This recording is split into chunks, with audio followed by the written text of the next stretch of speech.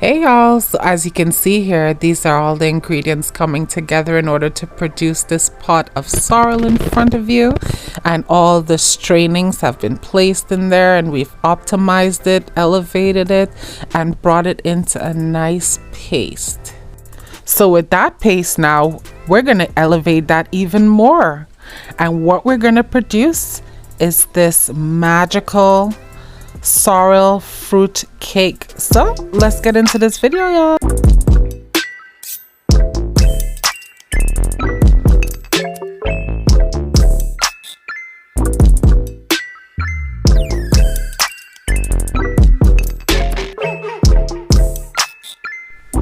Hey guys, and thanks for joining me for yet another video. So I wanted to bring you up to par with the portion of the video as to where I had stopped. So as you can see here, I'm just pouring out the sorrel through a strainer, and I'm just taking the trash of it, which is the pulp of it. As you can see here, I'm just trying to shake it out of the pot. What I'm gonna do next is we're gonna elevate this drainings of sorrel. So in order to elevate this sorrel pulp, we're gonna need a few ingredients. So here we go, let's get into that part of it. A half cup of the sorrel that's made, so we're gonna put that back in there. A quarter cup of this Bacardi rum, so that was a half cup of sorrel, and this is a quarter cup of white rum. So after adding this rum to it, we're just going to use the fork to mix it up. We're going to be going in with a quarter cup measurement of raisins. Add a quarter cup of currants. So a tablespoon of this glaze mix. Some red glazed cherries. We're going to put in about a quarter cup of that in there. Some of this glazed peel mix, we're going to put in 1 full tablespoon of that. At this point, you're going to need your magic bullet as shown here. So what we're going to do is we're going to transfer the contents of this bowl into our magic bullet, and we're going to pulse it for 10 seconds. So guys, we got our mixture nice and thick, as you can see here. We got a nice thick paste, and it smells strong of the rum and the fruits. So this is going to be the base of our sorrel cake. So what I'm going to do is I'm going to just pour this contents into a bowl here.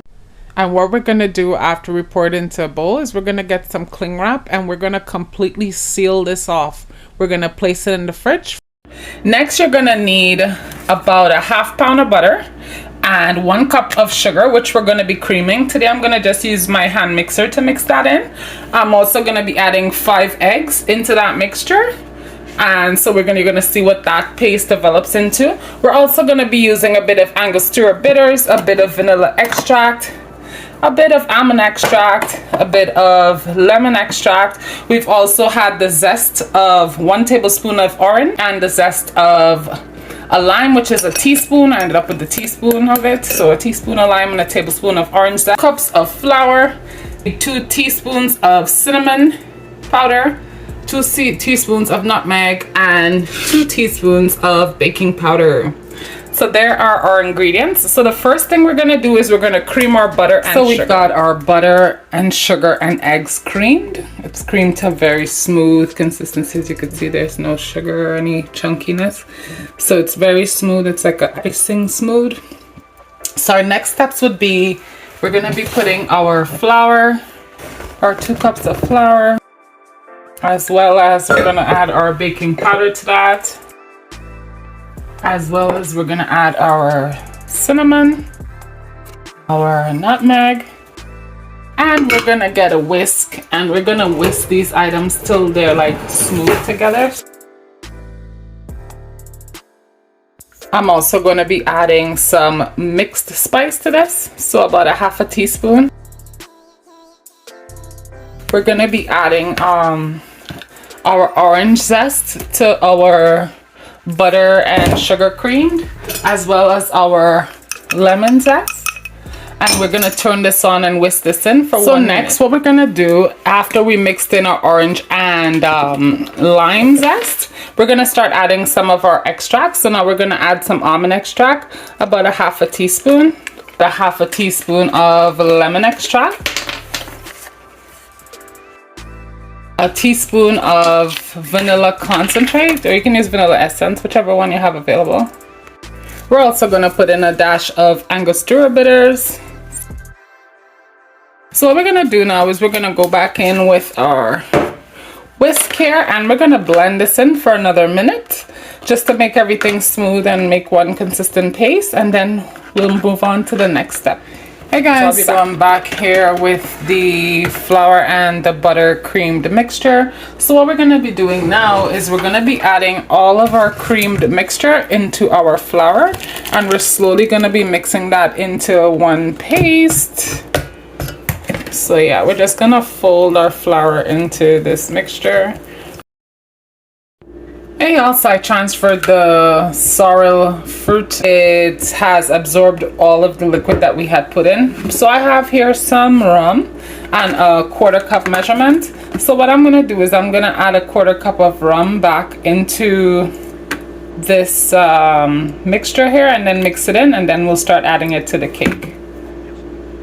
So add your rum to your fruits and use a fork to mix it in, and then we're gonna proceed with the rest of the cake. So we got a nice consistency, as you can see here. It's pretty thick, you know, and if you look in there, you can see the fruits are still pretty nice in there. It's not totally mashed. I also have the flour and the butter, eggs, and sugar creamed mixed in together now. So now I'm gonna slowly be adding this fruit. I'm gonna put half of this mixture in here and see what we got, and then I'll adjust. Guys, so I mixed in the first half of fruits, and now I'm putting in the other half of it. So I'm gonna be mixing this in. I don't want to use a hand mixer or any kind of blending at this point, because it's just gonna take the texture. You know, the fruits have a certain texture.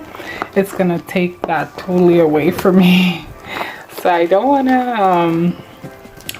want to use anything. I'm gonna have to hand mix this and then start. Here you go. So I have 4 pans that have been grease lined, and I'm gonna start scooping this into here now.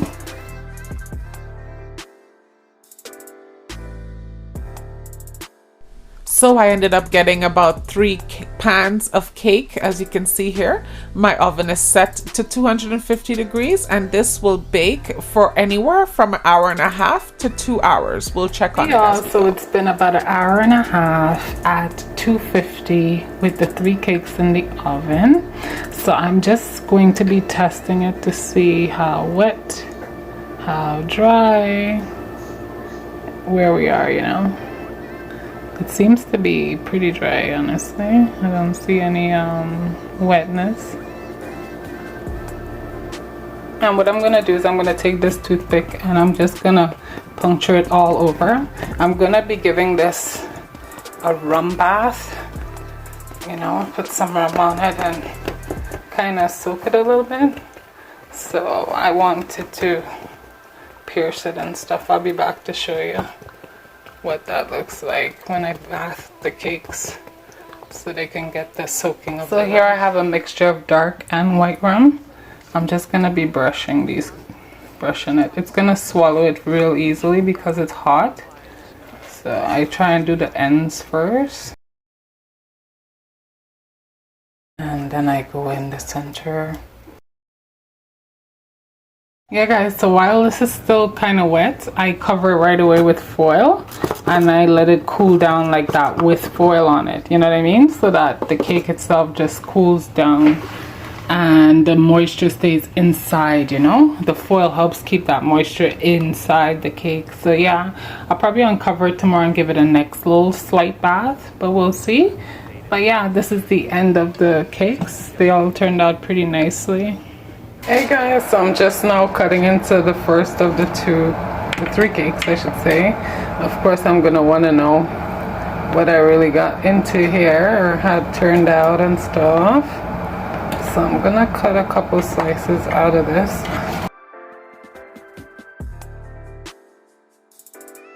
So y'all, I mean, I really couldn't tell much of the difference. I can get a really nice taste of the sorrel in here, but the flavor is just like rum cake. I mean, it tastes just like the rum cake that, you know, the Christmas drum cake is super soft, see?